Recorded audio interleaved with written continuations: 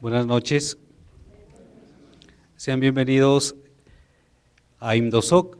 Esta tarde vamos a presentar la colección de las jornadas académicas Iglesia, Independencia y Revolución.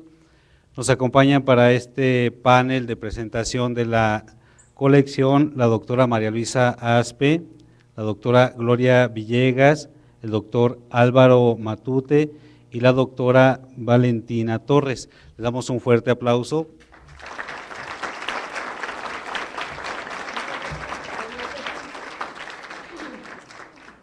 Y le damos en este momento los micrófonos a la doctora María Luisa Aspe, que ella es profesor investigador titular de tiempo completo del Departamento de Historia de la Universidad Iberoamericana, es especialista en Historia de México y también es presidente del Consejo Directivo del Instituto Mexicano de Doctrina Social Cristiana. Le damos los micrófonos y un fuerte aplauso para lo que nos va a compartir.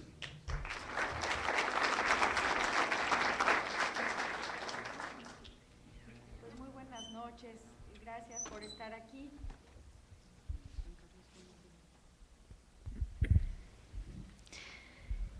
El uso de la palabra en realidad se lo dejamos a nuestros invitados, que es a los que queremos escuchar, y a lo que me voy a dedicar es a plantearles a grandes rasgos cómo se gestó el libro y por qué es que la SEM publica esto. Los 4 volúmenes que integran la colección Iglesia, Independencia y Revolución constituyen un aporte para entender los procesos de independencia y revolución en nuestro país. Agradecemos la petición que nos hiciera el episcopado mexicano en la persona del señor arzobispo Monseñor Alberto Suárez Inda para colaborar con la edición de estos volúmenes y así difundir los resultados de investigaciones historiográficas que reúnen en sus páginas a especialistas en el tema del papel de la Iglesia Católica, tanto la jerarquía como los laicos, que tuvieron en los antecedentes y el desarrollo de los movimientos armados que se conmemoraron en 2010, pues solo mediante el conocimiento más profundo de este pasado se podrá comprender con mayor profundidad el presente de la Iglesia Católica y su papel social. Los textos recopilados en estos volúmenes fueron presentados en 5 jornadas académicas celebradas entre mayo de 2009 y octubre de 2010, en las ciudades de México, en la Universidad Pontificia, Morelia, León, Guadalajara y Monterrey. Dichos eventos académicos fueron organizados por la Conferencia del Episcopado Mexicano en colaboración con distintas instituciones académicas, lo cual es una muestra esperanzadora del diálogo abierto que los católicos pueden tener en los sectores del mundo académico y que con un sincero afán de investigación libre de conceptos prefijados, son capaces de reconocer la riqueza del aporte que la Iglesia Católica ha tenido en los procesos de cambio de México. Sería muy largo reseñar todas y cada una de las aportaciones que investigadores de las más reconocidas instituciones mexicanas y algunas también del extranjero han realizado a esta colección. Sin embargo, menciono solamente las más destacadas que se pueden encontrar en la colección. En el primer volumen, coordinado por el padre Juan Carlos Casas de la Universidad Pontificia de México, se incluyen las investigaciones presentadas en la primera jornada académica realizada en esa universidad en la Ciudad de México del 12 al 14 de mayo de 2009. Destacan, entre otras, la aportación de la doctora Guadalupe Jiménez Codinac, quien nos comparte su reflexión sobre los efectos de la Guerra de Independencia en la vida cotidiana de los mexicanos. También la doctora Cristina Torales Pacheco, que habla sobre la diversidad de reacciones que generó la Ilustración entre los clérigos mexicanos y también entre destacados miembros de la Compañía de Jesús. Las órdenes religiosas y su amplia actividad en el seno de la sociedad en la que se generó el proceso de independencia son abordadas por el padre Francisco Morales, franciscano, abordando el tema de los franciscanos de la provincia del Santo Evangelio, y Manuel Ramos Medina, cuyo texto sobre la orden de los carmelitas realiza interesantes aportes en torno a la situación del clero regular en la Guerra de la Independencia. También destaca el texto de la doctora Ana Carolina Ibarra, que trata de la continuidad del patronato y la compleja relación entre la Iglesia y el Estado derivada de esas nuevas circunstancias. En la segunda parte del volumen está la participación de los católicos en la Revolución Mexicana, destacando el análisis poco conocido de las limitaciones jurídicas que imponía la libertad religiosa la Constitución de 1917, tema profundizado ampliamente por dos especialistas referentes en el campo, el doctor Raúl González Schmal, también consejero del IMDOSOC, y de la influencia del pensamiento social católico y específicamente de la encíclica Rerum Novarum en la crítica al Estado liberal que aporta el doctor Jorge Adame Godard. Marta Eugenia García Ugarte aborda el análisis de los encuentros y desencuentros entre la Iglesia y el Estado durante el siglo XIX y el Porfiriato en torno a la temática de la tolerancia de cultos y la libertad religiosa, tema en el cual las concepciones liberales se contraponían a la postura eclesiástica heredera del espíritu del sílabus, en tanto que Ramón Aguilera Murguía aporta un estudio sobre la acción y los conflictos surgidos al interior del Partido Católico Nacional. El estudio de asociaciones cuyos datos son poco conocidos debido a la reciente apertura de fuentes, como los archivos secretos de Vaticano, resulta una beta aún por explorar, como lo hace Yves Solís en su estudio sobre la U y la oposición católica radical. Valentina Torres Septién, aquí presente, ha contribuido en esta colección en analizar el papel de las escuelas católicas en la actuación de aquellos que desde una postura de oposición a lo que consideraban una intromisión del Estado en las conciencias, instrumentaron diversos proyectos educativos que enriquecieron las alternativas de estudios de la sociedad. Por su parte, su servidora, tuve la oportunidad de tratar acerca de la manera en que la formación y militancia en las diferentes asociaciones católicas llevaron a muchos de sus protagonistas a un compromiso político concreto en su afán de mejorar las condiciones y la comprensión de la sociedad. En el segundo volumen se recogen los textos presentados en las jornadas realizadas en Morelia, en la sede de la Universidad Michoacana de San Nicolás de Hidalgo, los días 24 y 25 de septiembre de 2009. En este ejemplar, coordinado por el doctor Carlos Errejón y el padre Eduardo Corral, se presentan aportes para la historiografía. Ejemplo de lo anterior es el texto del doctor Errejón, quien más allá de los lugares comunes en torno al cura de Dolores, analiza una serie de textos que abren nuevas perspectivas para el estudio del pensamiento y de las influencias teológicas que forjaron el pensamiento y la conducta de Miguel Hidalgo. En dicha aportación también se hace referencia al cura Morelos, a los breves estudios que realizó y a la dedicación que a su ministerio eclesiástico mostró el generalísimo, aun cuando era dirigente del movimiento insurgente. La historia regional tiene una parte destacada en este segundo volumen. Varios de los autores profundizan aquí en la manera en que la provincia de Michoacán experimentó el proceso de movimiento de independencia. Gerardo Sánchez aporta en lo referente a los complejos conflictos sociales de la época. Marta Terán introduce al lector en una visión general de la importante presencia del culto catedralicio, del culto guadalupano en la región.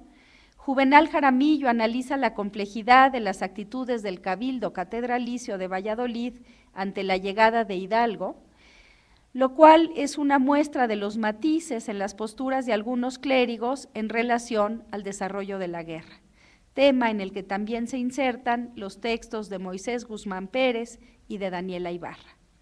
Destaca el aporte del presbítero Mario Ángel Flores Ramos, recientemente rector de la Universidad Pontificia de México, también consejero del IMDOSOC, sobre los argumentos teológicos de la lucha por la libertad, en una reflexión que profundiza en el significado y trascendencia del sentido liberador del mensaje de Cristo, que conduce a una libertad bien orientada, dice él, que tiene mucho que aportar a la historia humana. David Brading aportó para este volumen un estudio sobre la importancia del guadalupanismo como elemento simbólico y diferenciador de la patria naciente en el movimiento independentista. La guadalupana, tal como dice Brading, fue el elemento aglutinador de la identidad criolla que comenzaba a ser consciente por entonces de su propia singularidad. De la jornada académica celebrada en el Poliforum Cultural de la ciudad de León, Guanajuato, se incluyeron en este volumen un texto también del doctor Carlos Errejón, que retoma algunas de las argumentaciones teológicas de Miguel Hidalgo, y otro del doctor Brian Connaughton, que detalla las posturas de los miembros del clero novohispano en torno al estallido de la lucha armada, diferenciando entre el regular y el secular. El tercer volumen de la colección reúne las ponencias que se expusieron en la jornada académica celebrada en Guadalajara en abril de 2010. La compilación corrió a cargo del presbítero José Abel Castillo y reúnen diversas investigaciones, varias de las cuales tratan sobre lo sucedido en lo que entonces era la Nueva Galicia, lo cual rescata la dimensión regional, eminentemente regional, del proceso independentista. Otro de los aportes de interés que se incluyen es la reflexión en torno a lo que es México en la actualidad de parte de Francisco Miranda. En este texto se abordan numerosos conceptos de nación que se han tenido a lo largo del tiempo, desde la visión de los conquistadores hasta el surgimiento del pensamiento criollo, que fue un factor cultural determinante en el pensamiento político de quienes hicieron la Guerra de Independencia. Jaime Olveda realizó un valioso aporte en torno al tema de la participación de las mujeres en la guerra, resaltando su papel como conspiradoras, combatientes, amantes, espías e informantes.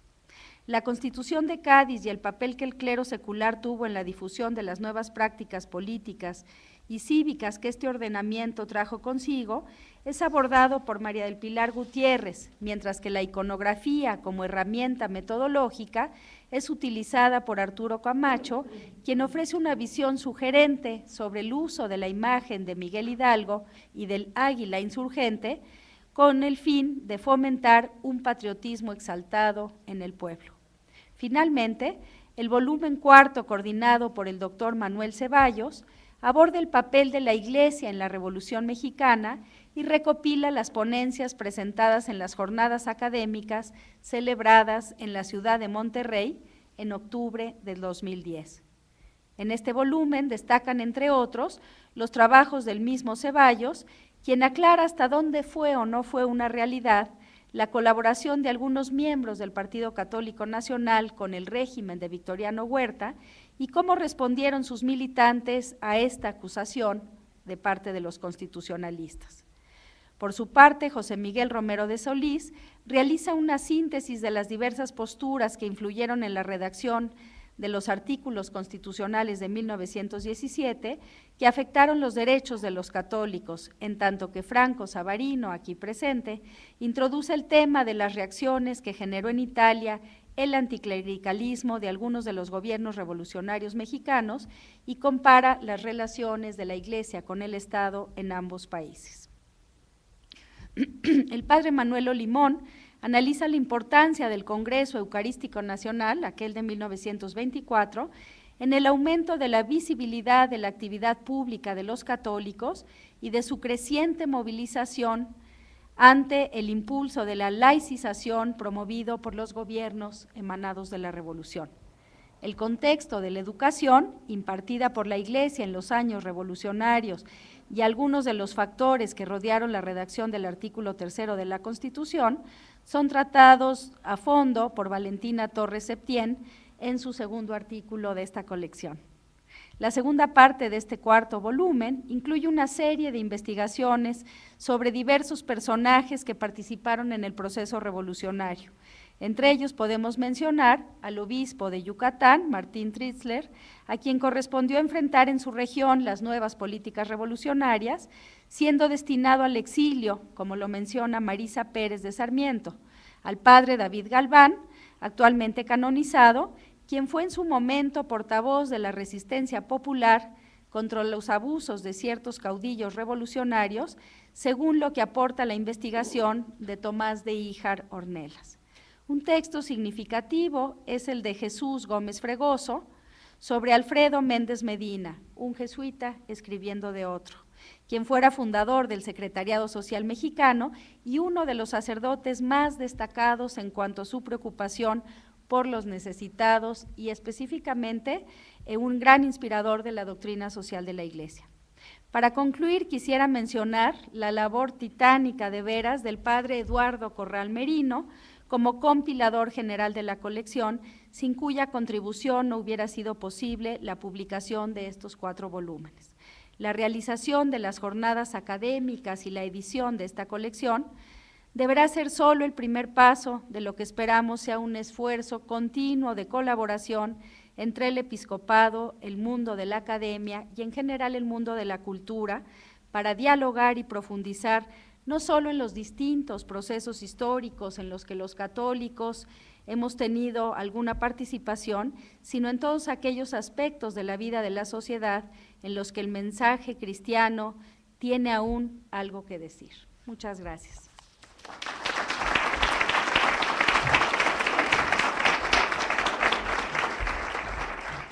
Muy merecido aplauso a la doctora María Elisa Aspe por la presentación que nos ha hecho. En segundo lugar, tenemos a Gloria Villegas Moreno, doctora en Historia por la UNAM, investigadora nacional, Premio Universidad Nacional en el área de docencia en Ciencias Sociales en el año 1998. Es miembro de la Comisión Universitaria establecida para las conmemoraciones del Bicentenario de la Independencia y el Centenario de la Revolución. Profesora de tiempo completo en la Facultad de Filosofía y Letras de la UNAM, donde ha tenido a su cargo cursos y seminarios en los niveles de licenciatura y posgrado sobre Historia e Historiografía de México, siglos XIX y XX, y análisis del discurso, que constituyen sus principales líneas de investigación. Ha dirigido 61 tesis de licenciatura, maestría y doctorado, la mayor parte de ellas se encuentran publicadas. Sus participaciones en eventos académicos nacionales e internacionales suma más de un centenar. Autora de 10 libros, así como de 69 artículos en revistas especializadas y publicaciones colectivas nacionales e internacionales, y coautoría de 9 obras más. Sus investigaciones más recientes son un recorrido por la historia de la Cámara de Diputados en el 2009 y Antonio Díaz y Soto y Gama, intelectual revolucionario, en el año 2011. Coordinadora de diversos proyectos de investigaciones tales como la historia nacional en el discurso político, siglos XIX y XX, e historia y política bajo la perspectiva de los intelectuales. Curadora de varias exposiciones históricas, entre otras, México, Liberalismo y Modernidad, auspiciada por Conaculta y Fomento Cultural Banamex, diciembre de 2007, junio de 2008. Actualmente es directora de la Facultad de Filosofía y Letras de la UNAM. Le damos un fuerte aplauso. Gracias. Muchas gracias. Muchísimas gracias, es para mí un gran honor estar en la presentación de esta obra y además acompañada de tan queridos y admirados colegas que nos hemos encontrado en muy distintos momentos de nuestra actividad académica. La presentación de un libro es primero para saludar su aparición, porque justamente, como ha dicho la doctora Aspe, es el resultado de un trabajo muy prolongado, muy complicado, y de verdad hay que celebrar que finalmente llegue y luego, como comentábamos hace un momento, que se distribuya, porque esa es la otra parte de esta tarea. En segundo lugar, yo sí quisiera señalar que el libro tiene muchas virtudes Y me parece que la doctora Aspe ha hecho un espléndido recuento que nos ahorrará referirnos a toda esta parte estructural y temática que es muy importante, y nos dejen la libertad de hacer algunos comentarios sobre cuestiones puntuales y específicas. Tenemos que celebrar también una gran cantidad, que esta es una parte muy importante, que se inscribe en esa gran cantidad de eventos que realizamos con motivo de las conmemoraciones, tanto de la independencia como del inicio de la independencia como de la revolución.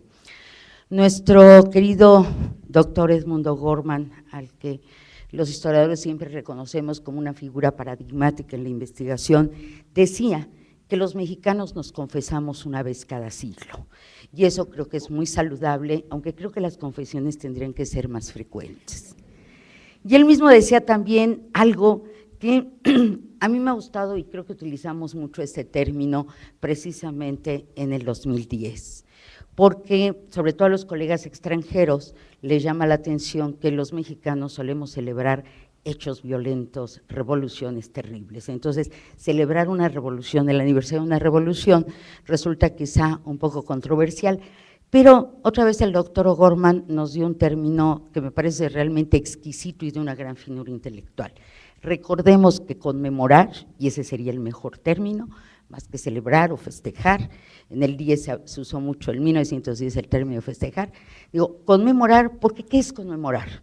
Recordar en común, recordar acompañados, y en ese sentido creo que el 2010 fue muy importante para nuestro país. Y este texto considero que se inscribe en esa gran contribución que se pudo dar, volcando una serie de reflexiones que se venían dando desde mucho tiempo atrás.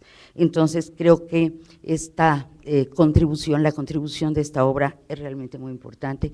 Yo felicito de veras de manera muy cálida a quienes le impulsaron, a quienes lograron la edición y todos aquellos que participaron con una gran sensibilidad y una gran inteligencia, situando el tema específico que los convocaba, y esto sí hay que decirlo, en una trayectoria académica previa muy sólida. Y en ese sentido me permitiré hacer los comentarios de algunos textos, porque creo que esta obra no es una obra necesariamente para leerse de corrido, sino creo que un espléndido trabajo de consulta, porque cada uno de los ensayos aporta una gran cantidad de novedades, muchas reflexiones, etcétera. También creo que hay que celebrar que se haya realizado en distintos puntos de nuestro país. Esto le da un perfil muy especial al trabajo, porque conjuga visiones y versiones desde diferentes regiones y además permitió la aportación de académicos realmente muy destacados de todas estas instituciones.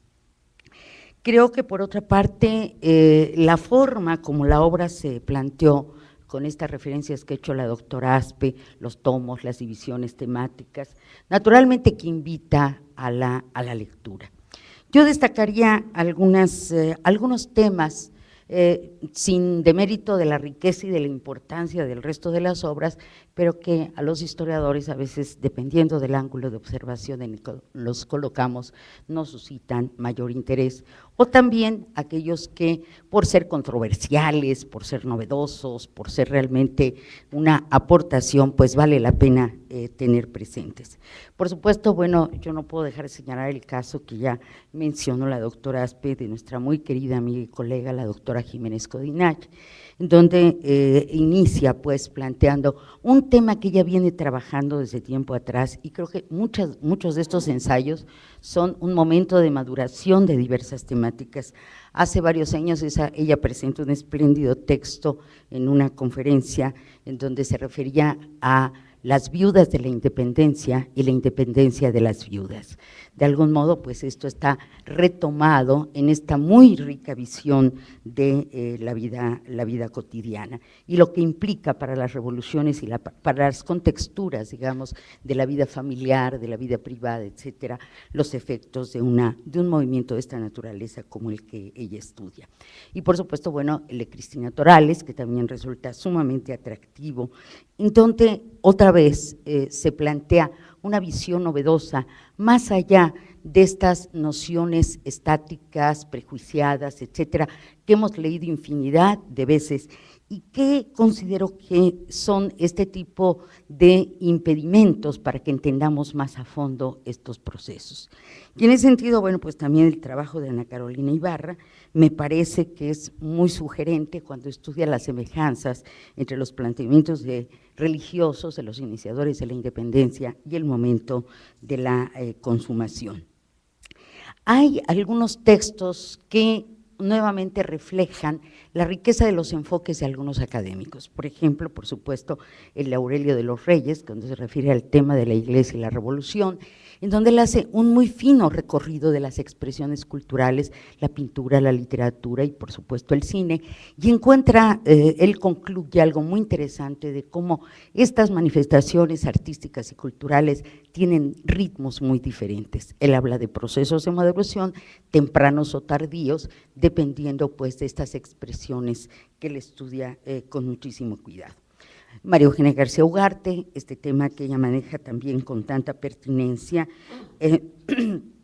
refiriéndose precisamente, digamos, al tema y a los problemas que se plantea o que surgen de este anticlericalismo revolucionario. En fin, creo que cada uno de estos textos, tanto en el primer tomo como en el segundo tomo, ofrecen de verdad temáticas muy ricas, ¿no? El tomo dedicado la parte dedicada a la independencia y a la revolución, creo que son igualmente sugerentes en cada uno de estos casos.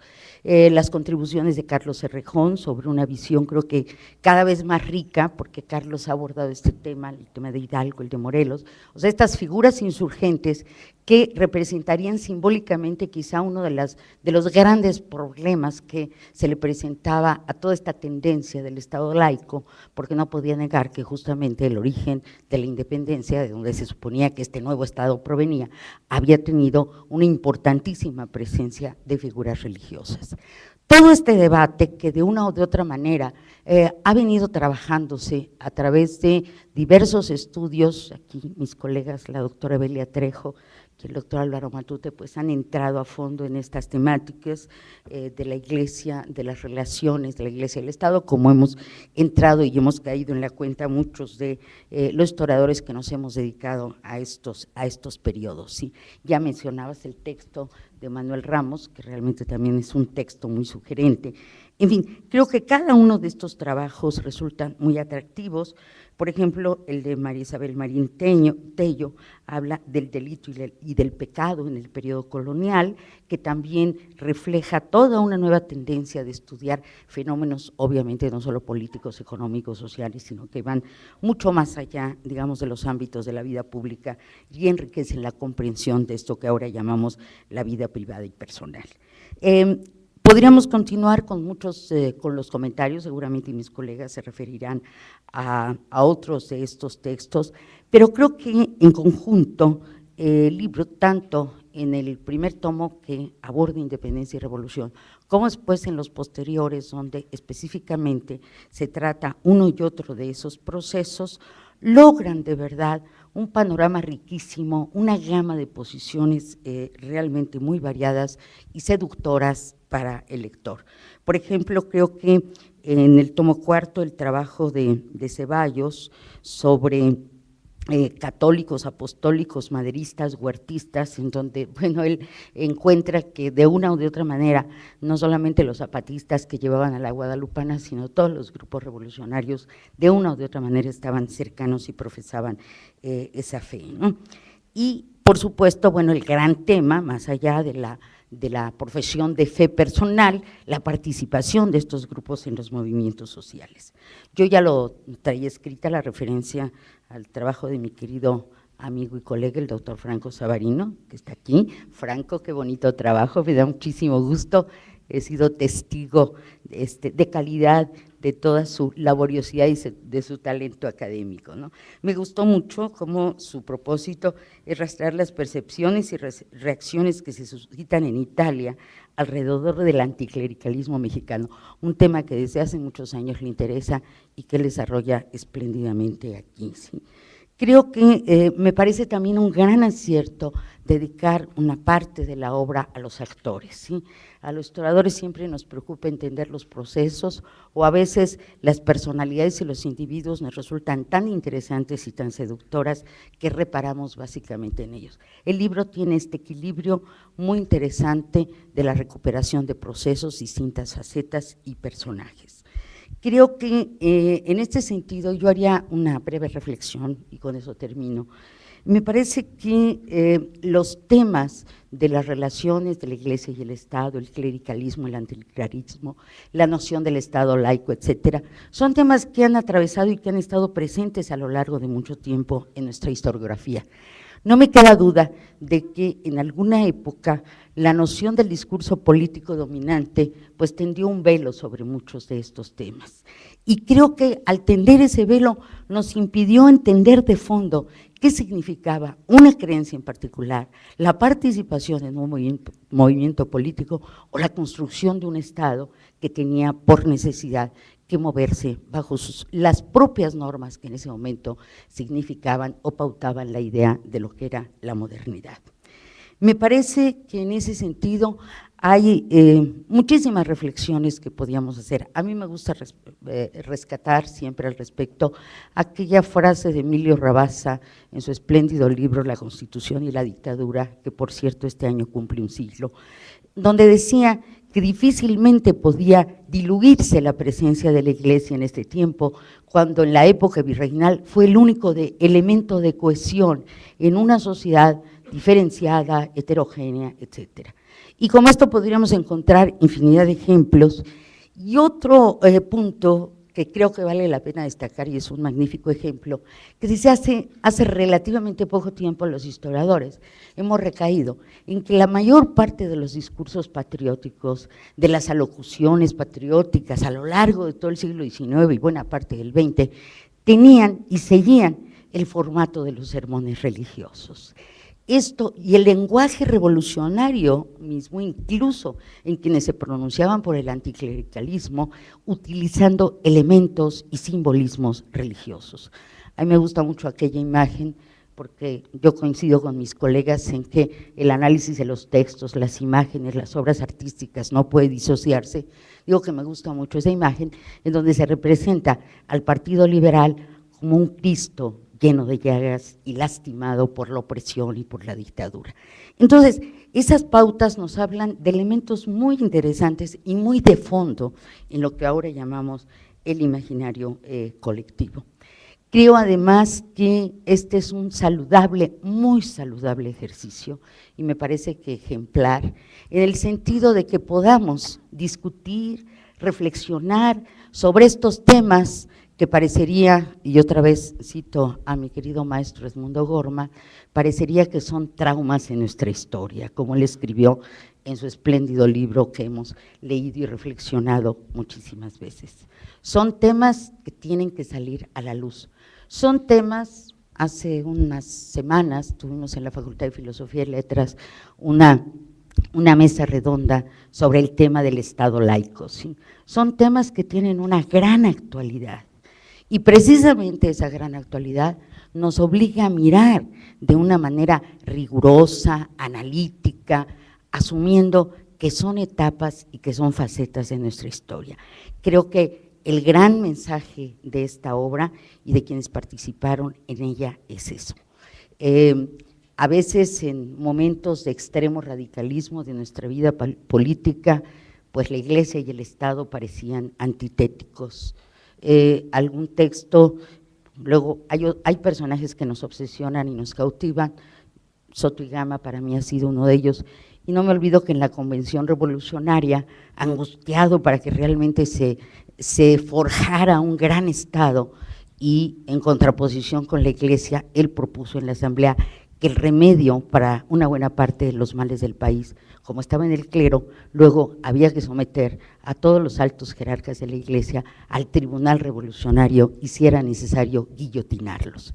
Bueno, no había guillotinas en esa época, era una propuesta simbólica, pero son extremos realmente muy radicales que creo que se explican en el contexto de una revolución y de una confrontación. Revolución hace un siglo o hace 2 siglos, nos obliga ahora, y yo diría que en ese sentido los historiadores debemos sentirnos privilegiados de poder llevar a cabo esta relectura de la historia, no solamente para nuestro gozo, que es mucho, trabajamos muchísimo para llegar a estos análisis, sino porque creo que tenemos muy clara la tarea, y esa es una tarea de nosotros no solamente como académicos, del episcopado, de los ciudadanos, sino creo que es una tarea común y colectiva. Tenemos la obligación de convertir estos conocimientos en un bien social. Cuando sean de verdad todos estos elementos un bien social, podremos dialogar, podemos compartir y no pensar en la antítesis de las propuestas, sino en la síntesis, que en el sentido dialéctico, que muchos pensamos que así muchas veces se mueve la historia, en el sentido dialéctico nos harán ser mejores cuando entendamos que no solamente una parte del pasado nos forma, sino integralmente somos parte de ese pasado, y esa es la mejor manera de mirar hacia el futuro. Enhorabuena, espléndido libro, muchas felicidades. Gracias.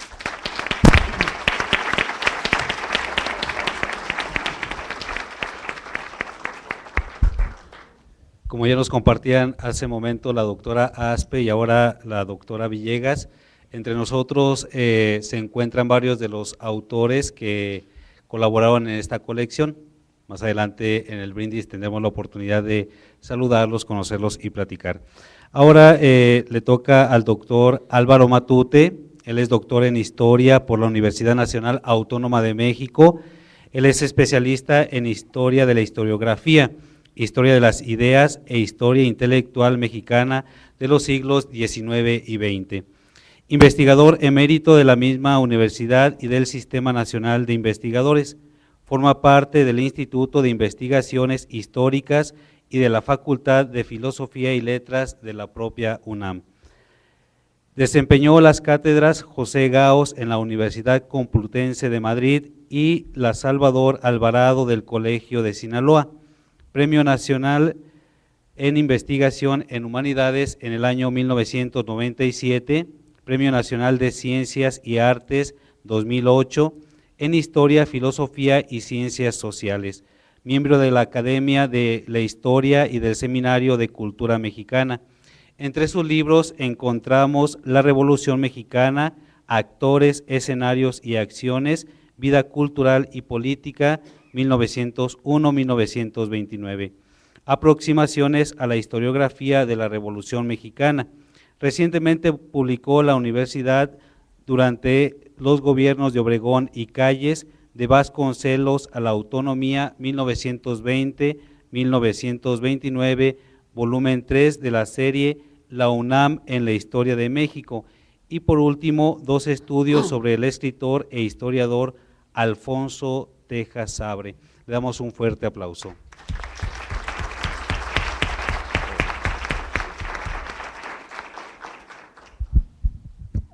Agradezco mucho la invitación que se me hizo a presentar esta estupenda colección de libros resultado de las jornadas académicas Iglesia, Independencia y Revolución. Muchas de las ideas expresadas ya por mis colegas coincidirán con las mías, daré otras que afortunadamente no han sido puestas aquí sobre el tapete. Hace más de medio siglo, el psicoanalista Francisco González Pineda interpretó el enfrentamiento entre la Iglesia y el Estado mexicanos como un conflicto en el superyo nacional. Propuestas de esta naturaleza fueron rechazadas de manera más que airada por los historiadores duros, tan ortodoxos en lo suyo como el doctor González Pineda en su adscripción freudiana. Por cierto, el doctor González Pineda era muy buen amigo de don Lorenzo Servitje. Es claro que no se puede documentar al pie de página algo relacionado con el superyo. Sin embargo, se trata, a mi juicio, de un acierto psicoanalítico. Desde luego existen muchas otras maneras de enfocar el problema, pero esta no está de más. Alude a un síntoma esquizoide que afecta a la colectividad. La gran pregunta es cómo se manifiestan los síntomas en los inicios del segundo decenio del siglo XXI y una vez detectados, ver cómo procede la cura. es necesario atender el problema dentro del terreno al que pertenece, que es el histórico. Si cada una de las dos superestructuras hace su propia historia, el síntoma prevalecerá. De hecho, así ha sucedido, y si bien pueden encontrarse avances, sobre todo en lo que toca a la historiografía de la Iglesia, la integración entre esta y la del Estado apenas se vislumbra. La necesidad de superar al yo dividido fue expresada en términos eclesiales que no psicoanalíticos en la carta conjunta del año 2000 titulada Del encuentro con Jesucristo a la solidaridad con todos, de la que Monseñor Alberto Suárez Inda cita las siguientes palabras, comillas, es la hora de que la verdad histórica integral de México brille con mucha mayor claridad, desde sus orígenes, pasando por todas las etapas de nuestro caminar, hasta el día de hoy, superando prejuicios y descalificaciones, dualismos y reduccionismos. Y agrega, ya no citando la carta anterior, sino en sus propias palabras que están en el pequeño folleto que acompaña los 4 volúmenes que ahora presentamos, y dice: nos parece fundamental tratar estos asuntos con rigor científico en un clima de pluralidad y libertad, analizando los hechos de manera más objetiva, pero sin perder de vista el horizonte hermenéutico o perspectiva propia de los creyentes. Hasta ahí, Monseñor Suárez Inda. La respuesta a esta demanda está en los 4 volúmenes que integran las jornadas académicas. Es claro que todos y cada uno de los autores convocados responden al solicitado, horizonte hermenéutico de los creyentes, siéndolo todos, unos son historiadores profesionales, otros historiadores eclesiásticos, o mejor, eclesiásticos historiadores, y alguno que otro, eclesiásticos historiadores profesionales.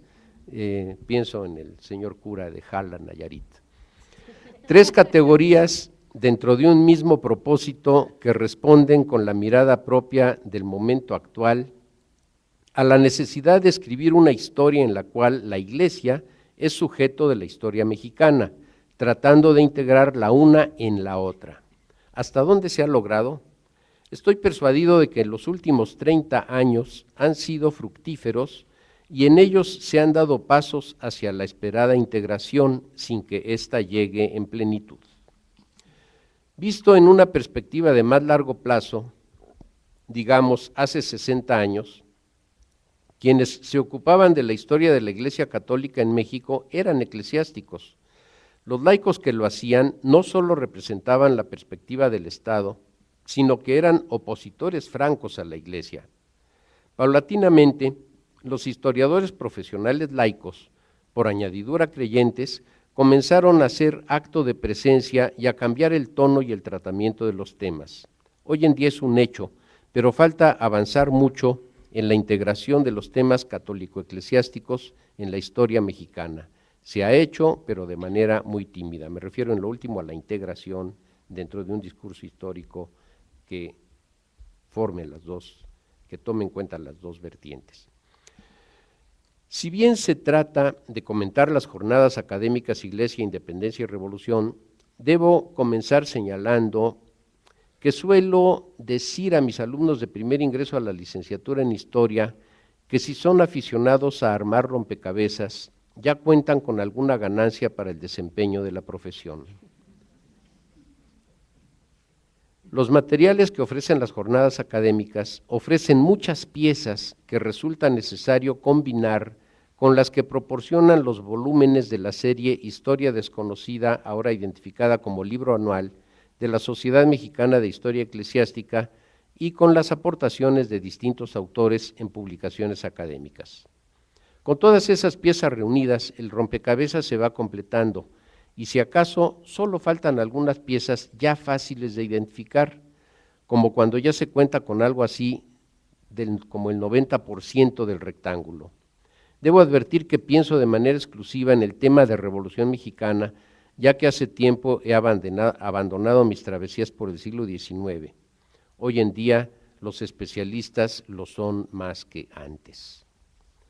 La Revolución Mexicana aparece en 2 de los 4 volúmenes que nos ocupan.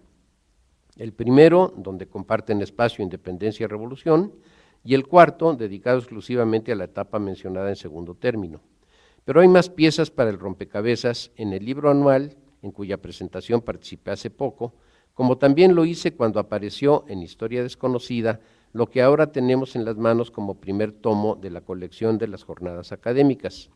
Creo que la reedición es un acierto y sobre todo su integración dentro de un todo coherente como lo es la caja contenedora de los 4 volúmenes que pueden adquirir ahí afuerita. Me ocupo de manera formal del dedicado a Iglesia y Revolución. Este es fruto de una jornada llevada a cabo en Monterrey hace un par de años, coordinado por Manuel Ceballos, y al cual fui oportunamente invitado, pero la carga de trabajo del año conmemorativo me impidió asistir a esta interesante actividad, cuyo fruto ahora leemos. Precisamente un texto del mencionado Ceballos abre no solo el volumen, sino que marca una pauta temática importante, clave para entender la relación Iglesia-Revolución en el México del siglo XX. Dicha clave es el esclarecimiento de la actitud de los integrantes del Partido Católico Nacional en la caída del presidente Madero. Ya en su momento, la aparición del libro de Eduardo J. Correa en 1991, con un inteligente prólogo de Jean Meyer, significó un enorme paso adelante para esclarecer que no todos los diputados católicos seguían la misma línea, lo cual perjudicó a aquellos que apoyaban a Madero, como era el caso de Correa. Destacó el bando contrario, lo cual dio pie a que Luis Cabrera y en general el constitucionalismo la emprendieran contra la Iglesia, el clero e incluso la religión católica misma. De hecho, el anticlericalismo fue un claro anticatolicismo.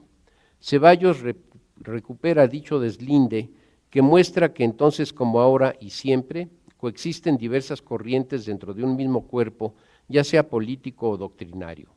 Lamentablemente se impuso la tendencia antimaderista que ayudó a legitimar el golpe de Estado huertista. Ya en otra pieza del rompecabezas, el libro anual, Marta Eugenia García Ugarte muestra, con el debido rigor documental, que el propio episcopado no tenía una actitud unívoca con respecto al presidente demócrata, lo que contribuyó a la exacerbación de los carrancistas contra la Iglesia. Ahora bien, ¿es lo único? El anticlericalismo, que como recuerda en su artículo Franco Savarino, caractericé como la quinta revolución, o si se quiere, como una quinta característica del conjunto denominado Revolución Mexicana, se manifestó en plenitud con el constitucionalismo, pero tiene sus raíces al menos en las convenciones de los liberales potosinos que alimentan al grupo magonista, que se expresará en la Cámara de Diputados y en las gubernaturas estatales del constitucionalismo. El libro que se comenta deja clara la necesidad de penetrar a fondo en el asunto Iglesia-Estado en el porfiriato, con todas sus vacilaciones, contradicciones, logros, acercamientos y alejamientos.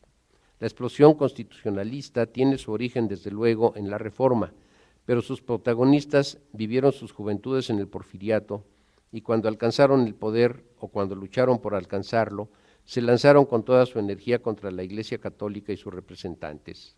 Esto queda claro en el excelente trabajo de José Miguel Romero de Solís y en el de Savarino, así como en los textos referidos a la ahora santo Padre Galván, que aparece también en el libro anual, y en el relativo al exilio del Monseñor Trichler y Córdoba por Marisa Pérez de Sarmiento. Asimismo, en la magnífica síntesis elaborada por Valentina Torres Septién, en torno a la cuestión educativa. De ella también hay un trabajo en el tomo relativo a los centenarios, en el 1. Otra línea es la que ofrecen los trabajos relativos a la cuestión social, principiando por el relativo a los jesuitas de José Roberto Mendirichaga.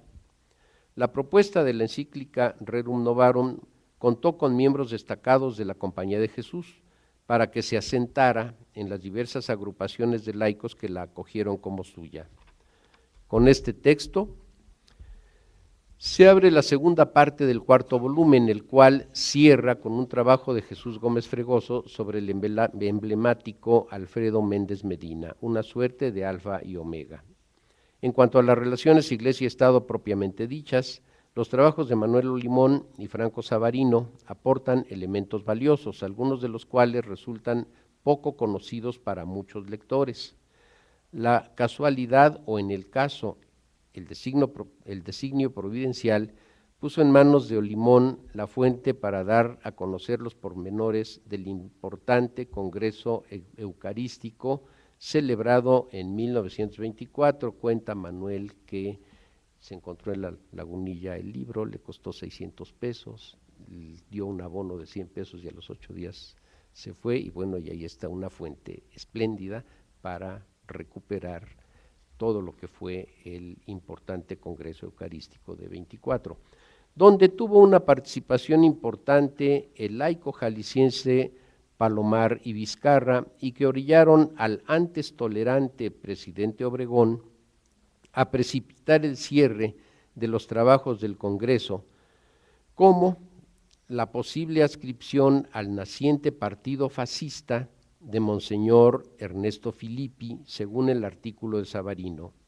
miedo mexicano hacia el posible crecimiento del fascismo local o solo pretexto para acelerar la aplicación del artículo 33 al nuncio. Pregunto, y ahí dejamos la pregunta para todos.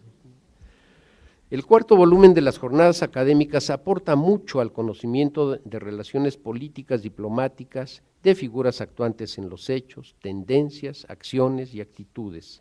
Todos y cada uno de los artículos que lo integran tiene enorme pertinencia. Hay, desde luego, paralelismos y relaciones estrechas entre este volumen y muchos trabajos del primero. Salta a la vista el examen de Romero de Solís sobre el Congreso Constituyente, con el de Raúl González Schmal sobre el mismo, los dos debidos a Valentina Torres Septién, la aportación de Jorge Adame Godard sobre la conciencia social con el relativo a los jesuitas, el de María Luisa Aspe Armella, con el que trata la figura de Méndez Medina, los dos artículos de Franco Savarino que atienden cuestiones relativas a la relación bilateral México-Italia, el de Ramón Aguilera Murguía sobre el Partido Católico Nacional con el de Manuel Ceballos. Por cierto, paréntesis, una pieza novísima del rompecabezas acaba de aparecer con un trabajo de Laura Odoguerti sobre el mismo Partido Católico Nacional en un libro coordinado por Alfredo Ávila y Alicia Salmerón.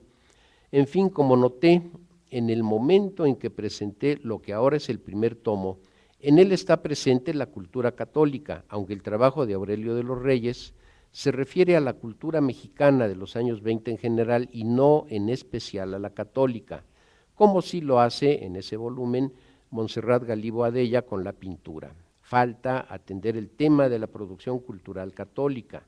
Los poetas Alfredo R. Plasencia, cuya obra completa ya cuenta con una muy buena edición, los infaltables López Velarde y Pellicer, y con la continuidad, que eso significa hasta el hoy ocupante de primeras planas de los diarios, Javier Sicilia. Músicos como Bernal Jiménez, arquitectos como de la Mora y Candela, en fin, también filósofos, novelistas, en suma, creadores del siglo XX.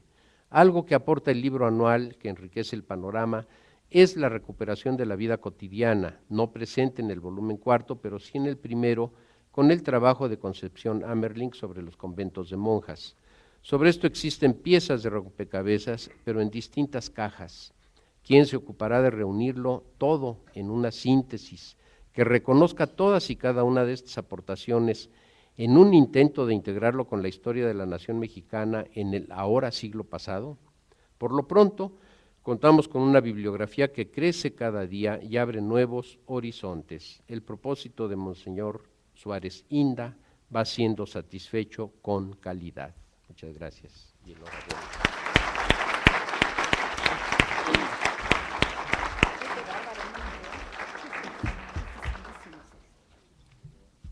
Agradecemos al doctor Álvaro Matute por esta presentación que nos ha hecho de manera muy sintética y amena.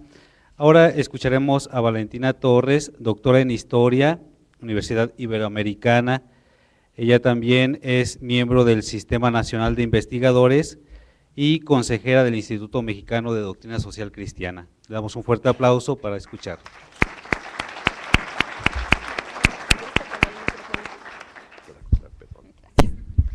Bueno, buenas tardes y muchas gracias por su presencia, muchas gracias a las autoridades del Instituto de Doctrina Social Cristiana que gentilmente me invitaron a participar en esta presentación pidiéndome que cerrara el evento, lo cual hago con mucho gusto y agradecimiento.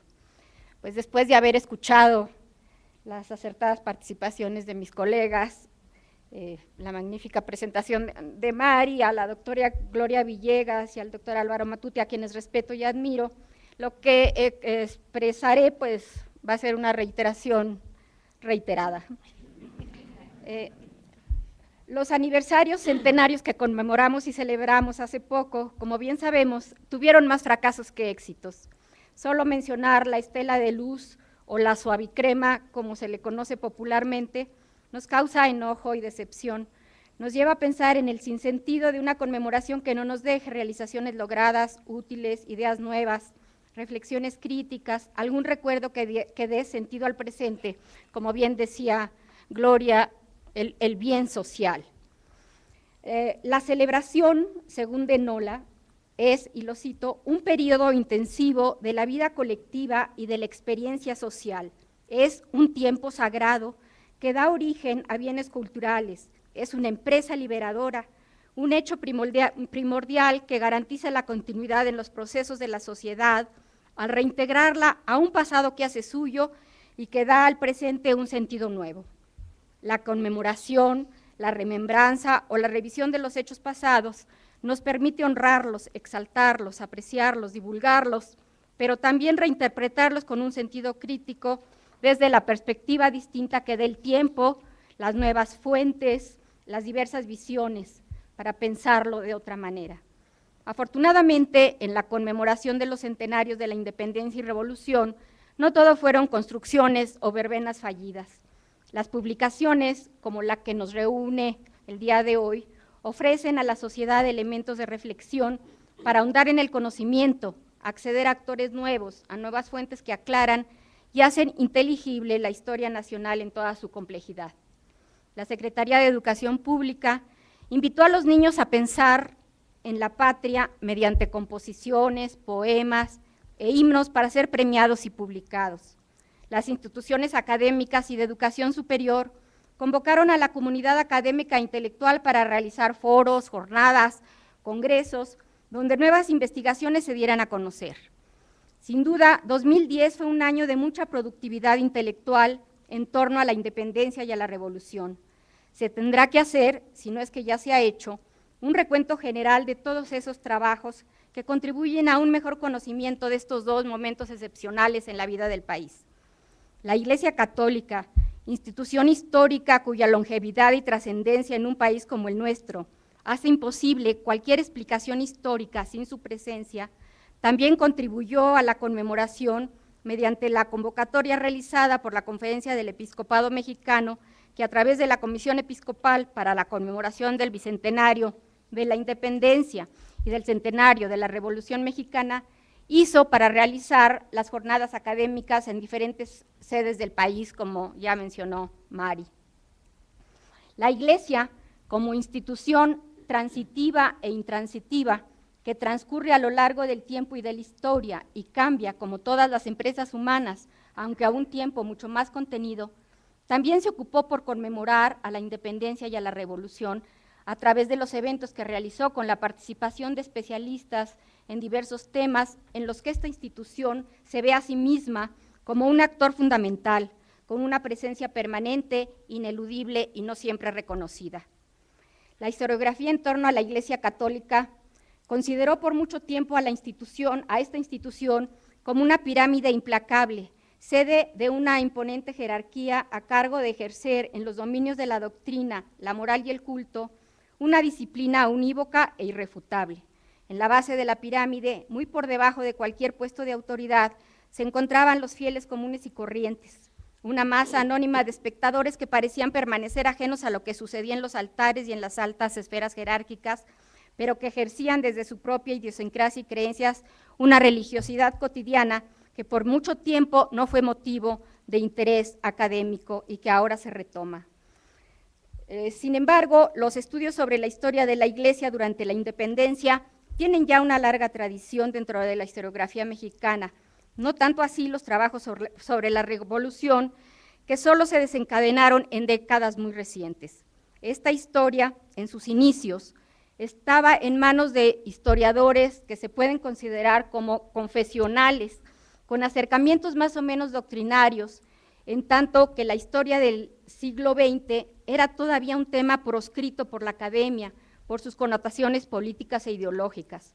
Solo por poner un ejemplo y pidiendo su comprensión, al ser esta una anécdota personal, cuando la doctora Josefina Vázquez me invitó a colaborar en el Seminario de Historia de la Educación en los años 70, cuando ella proponía hacer una historia general de la educación en México, le planteé como tema para mi investigación el estudio de la educación privada y de las escuelas confesionales.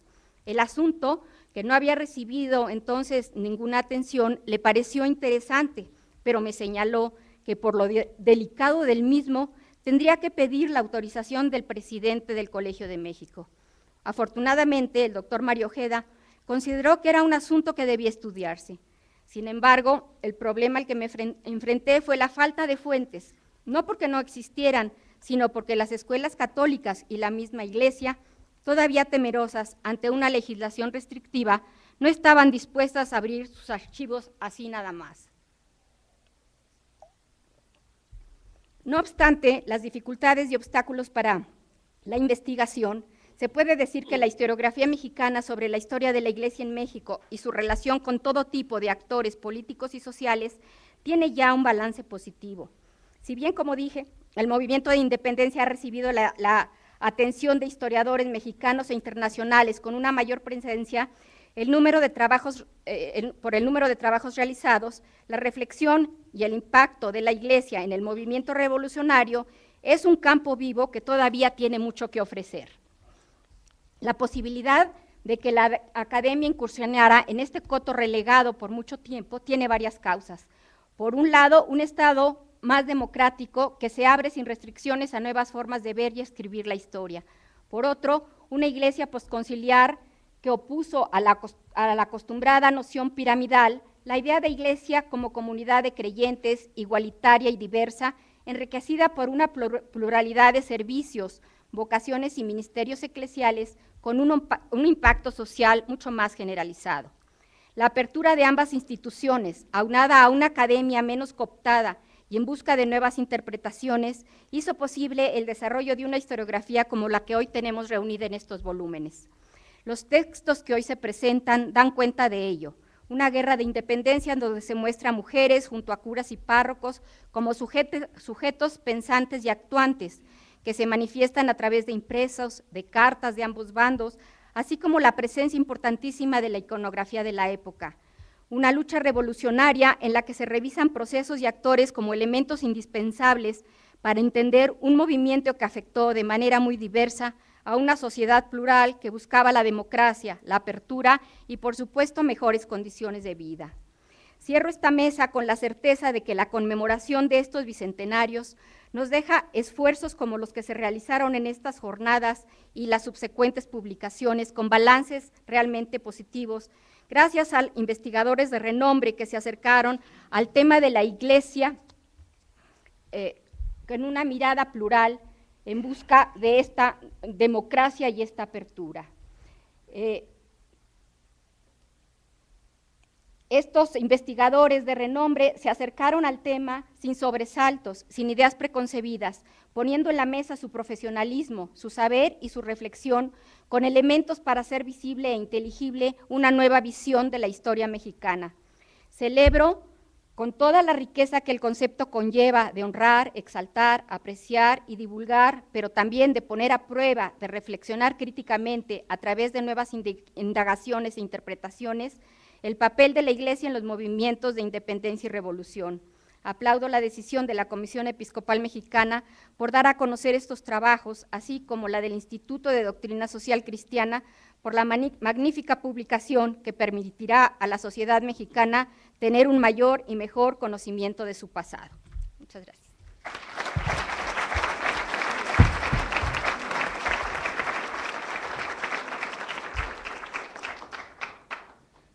Damos las gracias a la doctora Aspe, a la doctora Villegas, al doctor Álvaro Matute y a la doctora Valentina Torres por lo que nos han compartido y también por toda la experiencia que nos muestran en sus reflexiones. En este momento, como muestra también de agradecimiento por parte del Instituto Mexicano de Doctrina Social Cristiana, les vamos a entregar un pequeño presente a nuestros panelistas.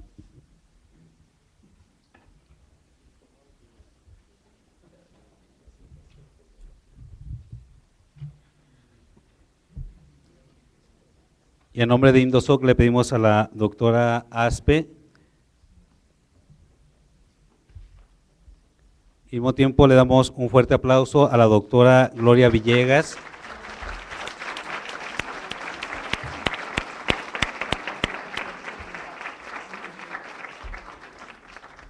Ahora al doctor Álvaro Matute.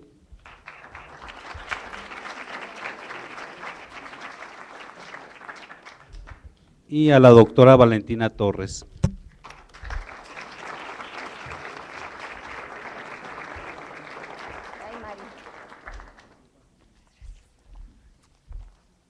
Y por último a la doctora María Luisa Aspe. Vamos a necesitar cargador. Invitamos ahora a pasar al Salón Talavera para el brindis y también para conversar un poco con los expositores y con los autores de esta obra que hemos presentado en este momento. Muchas gracias.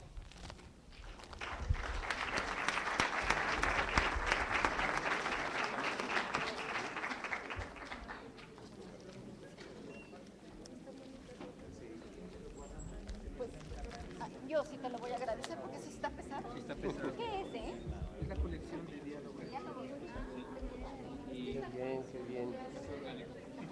Sí, perfecto. Las dos cosas me parecen perfectas.